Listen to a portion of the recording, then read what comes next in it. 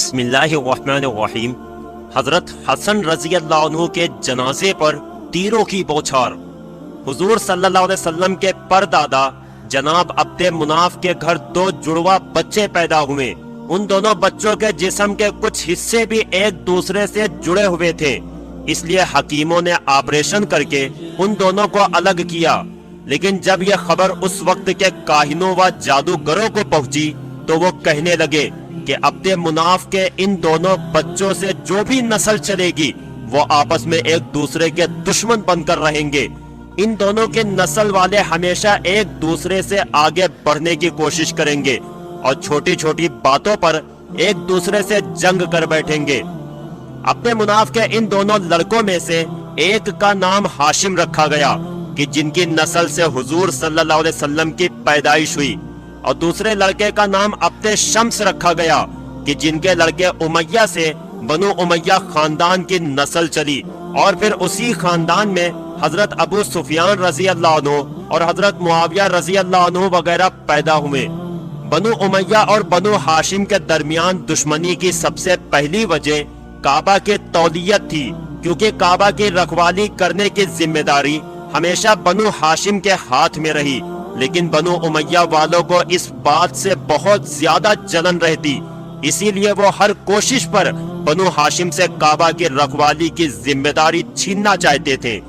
جب حضور صلی اللہ علیہ وسلم نے اپنی نبوت کا اعلان کیا تو بنو امیہ کے بڑے بڑے لوگوں نے آپ صلی اللہ علیہ وسلم کا اس لیے انکار کر دیا کہ نبوت ہمارے خاندان میں نہیں آئی۔ آگے چل کر جنگ بدر اور جنگ صفین جیسی بڑی بڑی جنگیں بھی بنو امیہ کے ساتھ ہی لڑی گئی۔ اسی طرح سن 50 ہجری کے دشک میں جب حضرت معاویہ رضی اللہ عنہ کے بعد یزید کی حکومت بننے کے قریب آئی تو یزید نے سازش کر کے حضرت حسن رضی اللہ عنہ کو زہر دلا دیا۔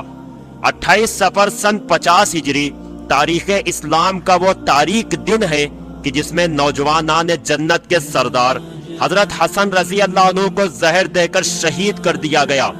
حضرت حسن رضی اللہ عنہ کے بارے میں حضور صلی اللہ علیہ وسلم نے پہلے ہی پیشین گوئی فرما دی تھی کہ میرے اس بچے حسن کے ذریعے میری امت کی دو بڑی جماعتوں کے درمیان صلح ہوگی اور مسلمان آپس کی خانہ جنگی سے بچ جائیں گے۔ لہذا سن 40 ہجری میں حضرت حسن رضی اللہ عنہ نے حکومت سے کنارہ کش ہو کر حضرت معاویہ رضی اللہ عنہ کو حکومت پکڑا دی اور مسلمانوں کو ایک بڑی جنگ ہونے سے بچا لیا۔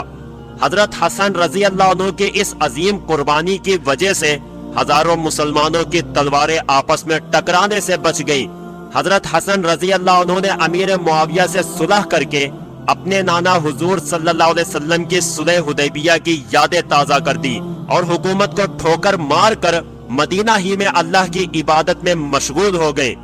حضرت حسن رضی اللہ عنہ کے طرف سے صلح ہونے کے باوجود بھی بنو امیہ والے اس بات سے ڈرتے رہتے تھے کہ کہیں حضرت حسن رضی اللہ عنہ کسی دن اٹھ کر اپنی حکومت کا اعلان نہ کر دیں، کیونکہ ان کے حکومت کے اعلان پر بنو امیہ کی حکومت کچھ ہی سیکنڈوں میں ختم ہو جائے گی اور لوگ حضرت حسن رضی اللہ عنہ کو اپنا خلیفہ تسلیم کر لیں گے۔ اس لیے بنو امیہ نے سازش کر کے حضرت حسن رضی اللہ عنہ کو زہر دلا کر شہید کر دیا۔ حضرت حسن رضی اللہ عنہ کی بیوی جعدہ سے یزید نے کہا کہ اگر تم اپنے شوہر حسن کو زہر دے کر شہید کر دو گی تو میں تم سے شادی کر کے تمہیں محل کی رانی بنا کر رکھوں گا۔ لالچ میں آ کر جعدہ نے حضرت حسن رضی اللہ عنہ کو زہر دے کر شہید کر دیا، لیکن بعد میں یزید اپنے وعدے سے مکر گیا اور حضرت حسن رضی اللہ عنہ کی بیوی جعدہ کو 50,000 دینار دے کر اپنے محل سے باہر نکلوا دیا اور کہنے لگا کہ جو عورت اہل بیت کو زہر دے کر مار سکتی ہے وہ مجھے بھی کبھی بھی زہر دے کر مار دے گی، اس لیے میں ایسی عورت پر کبھی بھروسہ نہیں کر سکتا۔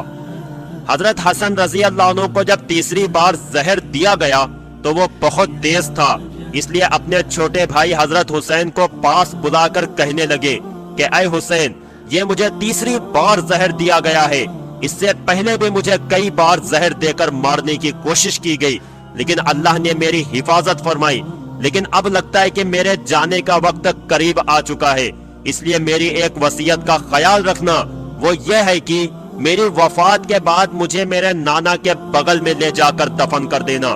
لیکن اگر وہاں دفن کرتے وقت کچھ لوگ مخالفت کریں تو لڑائی جھگڑا نہ کرنا، بلکہ مجھے میری امی حضرت فاطمہ کے پاس جنت البقیع میں دفن کر دینا۔ زہر دینے کے 3 دنوں بعد حضرت حسن رضی اللہ عنہ کی شہادت ہو گئی اور پورا مدینہ غم میں ڈوب گیا۔ ہر گھر سے رونے کی آوازیں آنے لگی۔ حضرت حسن رضی اللہ عنہ کے جنازے پر مرد و عورت، غلام آزاد، بچے بوڑھے سبھی جمع ہو گئے۔ جس وقت حضرت حسن رضی اللہ عنہ کے جنازے کو حضور صلی اللہ علیہ وسلم کے حجرے کی طرف لے جایا جا رہا تھا تو اسی وقت جیسے ہی مروان کو خبر ہوئی تو وہ اپنی فوج لے کر حجرے کے سامنے آ کر کھڑا ہو گیا اور کہنے لگا کہ جس طرح ہمارے خاندان کے ایک فرد حضرت عثمان رضی اللہ عنہ کی وفات پر انہیں رسول کے بغل میں دفن نہیں ہونے دیا گیا تو اسی طرح ہم حسن بن علی کو بھی رسول کے بغل میں دفن نہیں ہونے دیں گے۔ ابن عساکر جیسی بڑی کتابوں میں نقل ہوا ہے کہ اس وقت بنو امیہ کے کچھ لوگوں نے حضرت حسن رضی اللہ عنہ کے جنازے پر تیر چلانا شروع کر دیے تاکہ لوگ جنازے کو لے کر واپس لوٹ جائیں۔ کتابوں میں آتا ہے کہ جس لکڑی کے تابوت میں حضرت حسن رضی اللہ عنہ کا جنازہ لے کر جایا جا رہا تھا تو اس میں 70 سے زیادہ بنو امیہ کے تیر لگے تھے کہ جنہیں بعد میں نکالا گیا۔ مروان اور اس کے سپاہیوں نے تلواریں نکال لی اور لڑائی کا ایک ماحول بن گیا۔ قریب تھا کہ یہ جھگڑا ایک بڑی جنگ میں تبدیل ہو جاتا، لیکن اسی وقت حضرت حسین رضی اللہ عنہ نے کہا کہ اے بنو امیہ والو، شکر مناؤ کہ میرے بڑے بھائی حسن نے مجھے وصیت کی تھی کہ جنازے کے وقت کوئی لڑائی جھگڑا نہ ہونے دینا۔ اگر اس وصیت کا خیال نہ ہوتا تو میں آج تمہیں دکھا دیتا کہ تلواریں کیسے تمہاری گردنیں کاٹتی ہیں۔ اور پھر اس کے بعد حضرت حسن رضی اللہ عنہ کی وصیت کے مطابق اس بڑی جنگ کو ختم کرنے کے لیے انہیں جنت البقیع میں حضرت فاطمہ رضی اللہ عنہا کے بغل میں دفن کر دیا گیا، اور اس طرح نواسہ رسول نے اپنی جوانی سے لے کر شہادت تک امت کو آپسی دشمنی اور فساد سے بچائے رکھا۔ اللہ تعالی ہمیں بھی ان کے نقش قدم پر چلنے کی توفیق عطا فرمائے۔